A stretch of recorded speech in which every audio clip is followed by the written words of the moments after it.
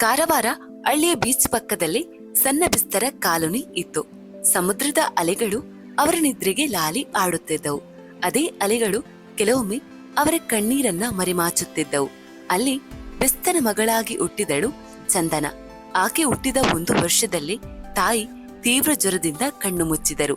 ಅಪ್ಪ ಮೌನವಾದ ಮನುಷ್ಯ. ಸಮುದ್ರವೇ ಅವನ ಗೆಳೆಯ, ಬಲೆಯೇ ಅವನ ಬದುಕು.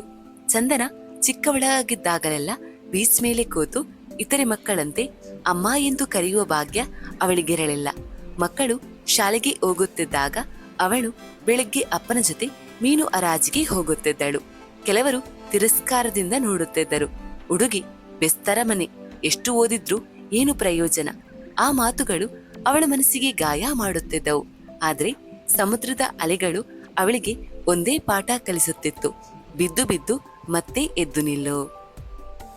ಚಂದನ ಅದೇ ಕರಾವಳಿಯಲ್ಲಿ ಬೆಳೆದು ದೊಡ್ಡವಳಾದಳು.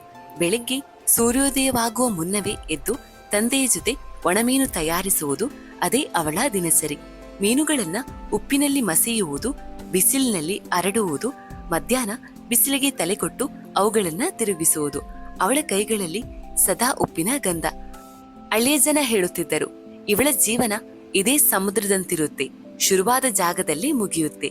ಆದ್ರೆ ವಿಧಿ ಬೇರೆಯೇ ಕತೆ ಬರೆಯುತ್ತಿತ್ತು. ಒಂದು ಸಂಜೆ ಸಮುದ್ರ ಅಸಾಧಾರಣವಾಗಿ ಗರ್ಜಿಸುತ್ತಿತ್ತು. ದೂರದಲ್ಲಿ ಒಂದು ಹಡಗು ಕಲ್ಲುಗಳಿಗೆ ಡಿಕ್ಕಿ ಹೊಡೆದು ಮುಳುಗುತ್ತಿತ್ತು. ಹಳ್ಳಿ ಜನರು ಓಡಿ ಬಂದರು. ಅಲೆಗಳ ಮಧ್ಯೆ ಒಬ್ಬ ಯುವಕ ಜೀವ ಉಳಿಸಿಕೊಳ್ಳಲು ಹೋರಾಡುತ್ತಿದ್ದ. ಚಂದನ ಕ್ಷಣವೂ ಯೋಚಿಸಲಿಲ್ಲ. ತಂದೆಯ ಜೊತೆ ದೋಣಿ ತೆಗೆದುಕೊಂಡು ಸಮುದ್ರದೊಳಗೆ ಹೋದಳು. ಅವರು ಆ ಯುವಕನನ್ನ ರಕ್ಷಿಸಿದರು. ಅವನ ಹೆಸರು ರಾಜ್. ರಾಜ್ ದೊಡ್ಡ ನಗರದಿಂದ ಬಂದವನಾಗಿದ್ದ. ವ್ಯಾಪಾರದ ಕೆಲಸಕ್ಕಾಗಿ ಪ್ರಯಾಣಿಸುತ್ತಿದ್ದಾಗ ಹಡಗು ಅಪಘಾತಕ್ಕೆ ಈಡಾಗಿತ್ತು. ಕೆಲ ದಿನಗಳು ಅವನು ಚಂದನಾಳ ಮನೆಯಲ್ಲೇ ವಿಶ್ರಾಂತಿ ತೆಗೆದುಕೊಂಡ. ಚಂದನ ಅವನಿಗೆ ಔಷಧಿ ಕೊಡುತ್ತಿದ್ದಳು. ಅಪ್ಪ ಅವನಿಗೆ ಮೀನು ಸಾರು ಮಾಡಿ ಕೊಡುತ್ತಿದ್ದರು. ರಾಜ್ ಮೊದಲ ಬಾರಿಗೆ ಆ ಸರಳ ಬದುಕನ್ನ ನೋಡುತ್ತಿದ್ದ. ಅವನು ಕೇಳಿದ, ನೀನು ಯಾವಾಗ್ಲಾದ್ರೂ ಈ ಹಳ್ಳಿಯಿಂದ ಹೊರಗೆ ಹೋಗಬೇಕು ಅನ್ನಿಸಿಲ್ಲವಾ? ಚಂದನ ಮೃದುವಾಗಿ ನಕ್ಕಳು. ನನಗೆ ಈ ಸಮುದ್ರವೇ ಜಗತ್ತು.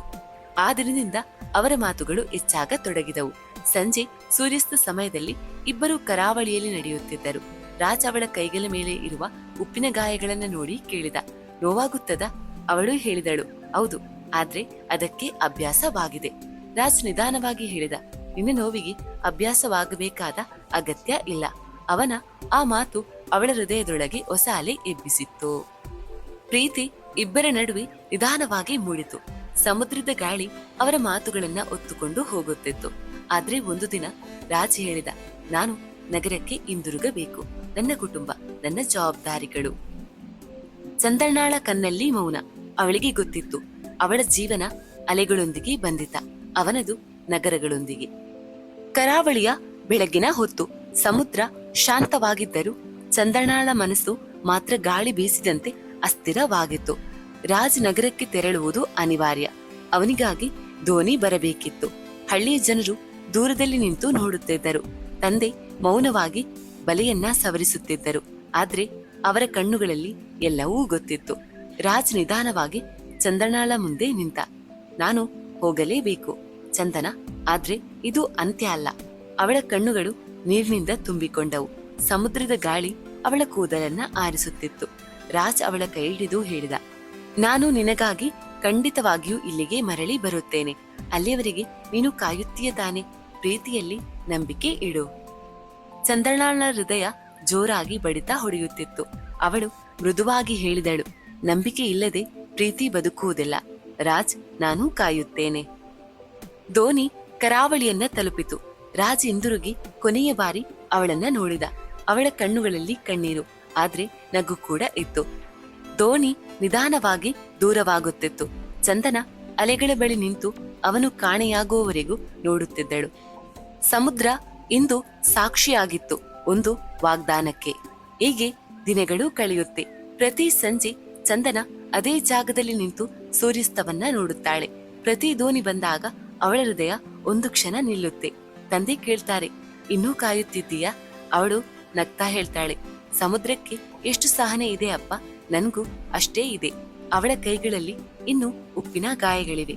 ಆದ್ರೆ ಈಗ ಅವಳ ಕಣ್ಣಿನಲ್ಲಿ ಒಂದು ಬೆಳಕು, ನಂಬಿಕೆಯ ಬೆಳಕು. 15 ವರ್ಷಗಳೇ ಕಳೆದವು. ಅಲೆಗಳು ಎಷ್ಟು ಬಾರಿ ಕರಾವಳಿಗೆ ಅಪ್ಪಳಿಸಿವೆ, ಎಷ್ಟು ಸೂರ್ಯೋದಯ ಸೂರ್ಯಾಸ್ತಗಳು ನಡೆದಿವೆ. ಆದ್ರೆ ಚಂದ್ರನಾಳ ಕಾಯುವಿಕೆ ಮಾತ್ರ ಮುಗಿದಿರಲಿಲ್ಲ. ಈಗ ಅವಳು 35 ವರ್ಷದ ಹೆಂಗಸು. ಕೈಗಳಲ್ಲಿ ಇನ್ನೂ ಉಪ್ಪಿನ ಗುರುತುಗಳಿವೆ, ಕಣ್ಣಲ್ಲಿ ಇನ್ನೂ ನಂಬಿಕೆಯ ನೆರಳು ಇದೆ. ಆ ಮಧ್ಯೆ ಅವಳ ಜೀವನ ಇನ್ನೊಂದು ದುಃಖವನ್ನ ಕಂಡಿತು. ತಂದೆ ಕೊನೆಯ ಉಸಿರಾಟದಲ್ಲೂ ಒಂದೇ ಮಾತು, ಮಗಳೇ, ನಿನ್ನ ಮದುವೆ ನೋಡಬೇಕು. ಆದ್ರೆ ಆ ಕನಸು ಪೂರ್ಣಗೊಳ್ಳದೆ ಅವರು ಅವಳ ಕೈ ಹಿಡಿದಂತೆಯೇ ಕಣ್ಣು ಮುಚ್ಚಿದ್ದರು. ಚಂದನ ಆ ದಿನ ಮೊದಲ ಬಾರಿಗೆ ಸಮುದ್ರದ ಮೇಲೆ ಕೋಪಗೊಂಡಳು. ನನ್ನಿಂದ ಏನೂ ತೆಗೆದುಕೊಳ್ಳೋದು ಇನ್ನೂ ಬಾಕಿ ಇದೆ ಎಂದು ಅತ್ತಳು. ಅವಳು ಈಗ ಒಂಟಿ, ಒಣಮೀನು ತಯಾರಿಸುವ ಅದೇ ಕೆಲಸ. ಆದ್ರೆ ಮನೆ ತುಂಬಾ ಕಾಲಿತನ. ಹಳ್ಳಿಯವರು ಕೇಳುತ್ತಿದ್ದರು, ಇನ್ನೂ ಕಾಯ್ತೀಯಾ? ಅವನು ಮರಳಿ ಬರೋದಿಲ್ಲ. ಆ ಮಾತುಗಳು ಅವಳ ಹೃದಯವನ್ನ ಚುರುಮುರಿ ಮಾಡುತ್ತಿದ್ದರು. ಅವಳು ಒಂದು ಮಾತು ಮಾತ್ರ ನೆನಪಿಸಿಕೊಂಡಳು, ಪ್ರೀತಿಯಲ್ಲಿ ನಂಬಿಕೆ ಇಡು. ಒಂದು ಸಂಜೆ ಸಮುದ್ರದ ಅಂಚಿನಲ್ಲಿ ಒಂದು ದೊಡ್ಡ ಹಡಗು ಕಾಣಿಸಿತು. ಹಳ್ಳಿ ಜನರು ಅಚ್ಚರಿದಿಂದ ನೋಡಿದರು. ಅಷ್ಟು ದೊಡ್ಡ ಹಡಗು ಆ ಕರಾವಳಿಗೆ ಅಪರೂಪ. ಚಂದ್ರನಾಳ ಹೃದಯ ಏಕಾಏಕಿ ಜೋರಾಗಿ ಬಡಿತ ಹೊಡೆದಿತು. ಇದು ಸಾಮಾನ್ಯ ಹಡಗ ಅಥವಾ ನನ್ನ 15 ವರ್ಷದ ಕಾಯುವಿಕೆಗೆ ಉತ್ತರವ? ಹಡಗು ನಿಧಾನವಾಗಿ ತೀರದ ಬಳಿ ನಿಂತಿತು. ಅದರ ಮೆಟ್ಟಿಲು ಇಳಿಯಿತು. ಒಬ್ಬ ವ್ಯಕ್ತಿ ಕೆಳಗಿಳಿದ. ಆ ಹಡಗಿನಿಂದ ಇಳಿದವನನ್ನ ನೋಡಿದಾಗ ಚಂದ್ರನಾಳ ಹೃದಯ ಒಂದು ಕ್ಷಣ ನಿಂತಿತ್ತು. ಆದ್ರೆ ಅವನು ರಾಜ್ ಅಲ್ಲ, ಅವನು ಕ್ಯಾಪ್ಟನ್ ಕಿರಣ್.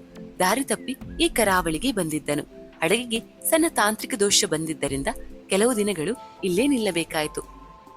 ಕಿರಣ್ ಶಾಂತ ಸ್ವಭಾವದ ವ್ಯಕ್ತಿ. ಹಳ್ಳಿಯವರೊಂದಿಗೆ ಸರಳವಾಗಿ ಮಾತನಾಡುತ್ತಿದ್ದ. ಚಂದ್ರನಾಳ ಒಣಮೀನು ಕೆಲಸವನ್ನ ಗಮನದಿಂದ ನೋಡುತ್ತಿದ್ದ. ನಿಮ್ಮಲ್ಲಿ ಧೈರ್ಯ ಇದೆ ಎಂದು ಆತ ಒಂದು ದಿನ ಆಕೆಗೆ ಹೇಳಿದ್ದ. ಆಗ ಚಂದನ ನಕ್ಕೂ ಹೇಳಿದ್ದಳು, ಸಮುದ್ರದ ಬಳಿ ಬೆಳೆದವಳಿಗೆ ಅದು ಅಭ್ಯಾಸ. ಒಂದು ಸಂಜೆ ಕಿರಣ್ ಬೀಚ್ ಮೂಲಕ ನಡೆದು ಹೋಗುತ್ತಿದ್ದ. ಅವನ ಗಮನಕ್ಕೆ ಬಾರದಂತೆ ಅವನ ವಾಲೆಟ್ ಮರಳಿನ ಮೇಲೆ ಬಿತ್ತು. ಮರುದಿನ ಬೆಳಗ್ಗೆ ಚಂದನ ಒಣಮೀನು ಹರಡುತ್ತಿದ್ದಾಗ ಅವಳ ಕಾಲಿಗೆ ಏನೋ ತಗುಲಿತು. ಅದು ಕಿರಣ್ನ ಪರ್ಸ್. ಇದಾರದ್ದು ಎಂದು ಯೋಚಿಸುತ್ತಾ ತೆರೆದು ನೋಡಿದಳು. ಅದರೊಳಗೆ ಹಣ, ಕೆಲವು ಕಾರ್ಡ್ಗಳು ಮತ್ತು ಒಂದು ಹಳೆಯ ಫೋಟೋ. ಆ ಫೋಟೋ ನೋಡಿದ ಕ್ಷಣ ಅವಳ ಉಸಿರು ನಿಂತಿತು. ಅದು ರಾಜ್. ಅದೇ ಕಣ್ಣುಗಳು, ಅದೇ ನಗು, 15 ವರ್ಷಗಳಿಂದ ಮನಸ್ಸಿನಲ್ಲಿ ಉಳಿದ ಮುಖ. ಚಂದ್ರನಾಳ ಕೈಗಳು ನಡುಗಿದವು. ಇದು ಹೇಗೆ ಸಾಧ್ಯ? ಆದರೆ ಯಾರನ್ನ ಕೇಳಬೇಕು? ಹಡಗಿನಲ್ಲಿ ಅನೇಕ ಕಾರ್ಮಿಕರು. ಯಾರಿಗೂ ಅವಳ ಕತೆ ಗೊತ್ತಿಲ್ಲ. ಅವಳು ಆ ಪರ್ಸನ್ನ ಹೃದಯಕ್ಕೆ ಹಚ್ಚಿಕೊಂಡಳು. ಇದು ನನ್ನ ವಿಧಿಯ ಸೂಚನೆಯ? ಸಂಜೆ ಕಿರಣ್ ಹಳ್ಳಿಗೆ ಬಂದಾಗ ಅವಳು ಅವನ ಬಗ್ಗೆ ಸ್ವಲ್ಪ ಪರಿಚಯ ಇರುವ ಕಾರಣದಿಂದಾಗಿ ಪರ್ಸ್ ನೀಡಿದಳು. ಇದು ನಿಮ್ಮದೇ ಎಂದು ಕೇಳಿದಳು. ಕಿರಣ್ ಅಚ್ಚರಿಯಿಂದ ನೋಡಿದ. ಹೌದು, ಇದು ನನ್ನದೇ, ಧನ್ಯವಾದಗಳು. ಚಂದನ ಧೈರ್ಯ ಮಾಡಿ ಕೇಳಲು ಯತ್ನಿಸಿದಳು. ಆದ್ರೆ ಮಾತು ಬಾಯಿಗೆ ಬರಲಿಲ್ಲ.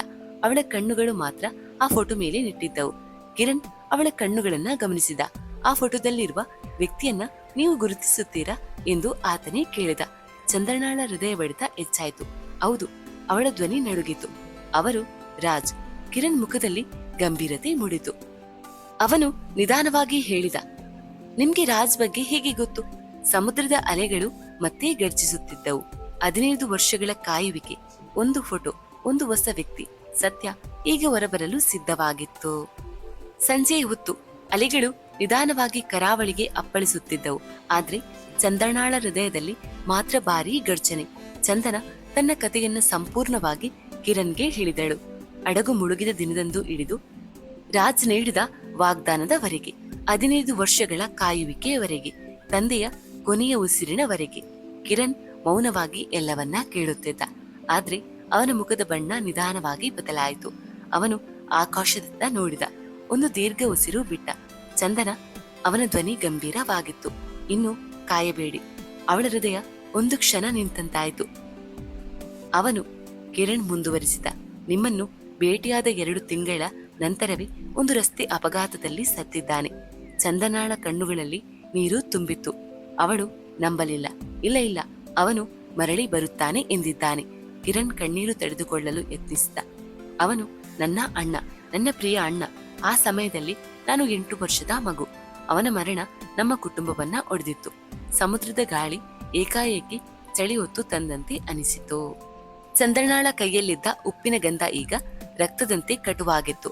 ಹಾಗಾದ್ರೆ ಅವಳ ಧ್ವನಿ ಮುರಿದು ಹೋಯಿತು. ಅವನು ಬರಲಿಲ್ಲ, ಬರಲಾರಣೆ. ಕಿರಣ್ ನಿಧಾನವಾಗಿ ತಲೆಯಾಡಿಸಿದ. ಅವನು ನಿಮ್ಮ ಬಗ್ಗೆ ಮನೆಯಲ್ಲಿ ಮಾತನಾಡುತ್ತಿದ್ದ.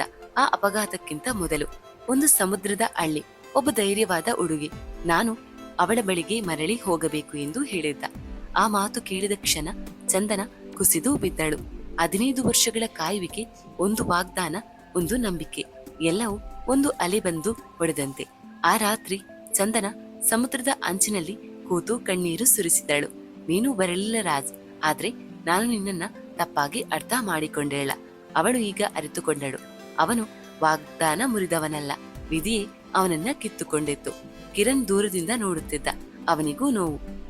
ಅವನ ಅಣ್ಣನ ಪ್ರೀತಿ ಈ ಕರಾವಳಿಯಲ್ಲಿ 15 ವರ್ಷ ಕಾಯಿಸಿಕೊಂಡಿತ್ತು. ಬೆಳಿಗ್ಗೆ ಸೂರ್ಯೋದಯವಾಗುವಾಗ ಚಂದನ ತನ್ನ ಕಣ್ಣೀರನ್ನ ಒರೆಸಿಕೊಂಡಳು. ಅವಳು ಸಮುದ್ರಕ್ಕೆ ಹೇಳಿದಳು, ನಾನು ಕಾಯುವುದನ್ನ ನಿಲ್ಲಿಸುತ್ತೇನೆ, ಆದ್ರೆ ಪ್ರೀತಿಯನ್ನ ಮರೆತು ಬಿಡುವುದಿಲ್ಲ. ಅವಳ ಕಣ್ಣಲ್ಲಿ ಈಗ ದುಃಖ ಇದ್ದರೂ ಒಂದು ಶಾಂತಿ ಇತ್ತು.